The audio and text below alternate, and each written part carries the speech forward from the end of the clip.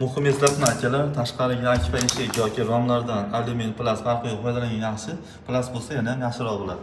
Ichkariga mana MDFlardan oppoqlardan o'rnatiling, maqsadga muvofiq bo'ladi. Sababi bu aboy tanlamaydigan oppoq rang bo'ladi. Albatta, patrullar ham juda ham mos holatda krashli MDF eshik romlarni o'rnatib berdik, chiroyli holatda ko'rishingiz mumkin.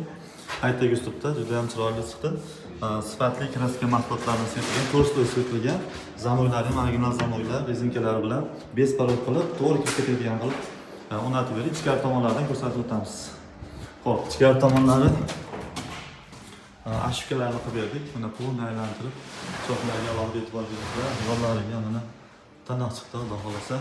Akfa ruchkalari bilan, oynalar bilan germetika qilib, 500 ming qilib qo'yib berdik. Juda sifatli holatda chiqdi. Albatta ishlar hammasi narxiga yarasha bo'ladi akalar.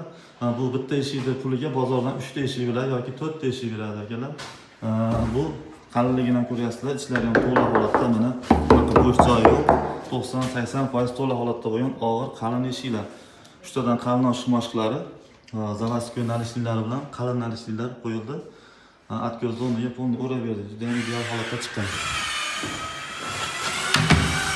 Akalar, sizga shunaqa sifatli original krashli MDF eshiklar, romlar zarur bo'lsa, bemalol aloqa chiqishlari mumkin. Vodiy Toshkent bo'ylab dastavka uстановkalar bor, 4 tadan boshlab.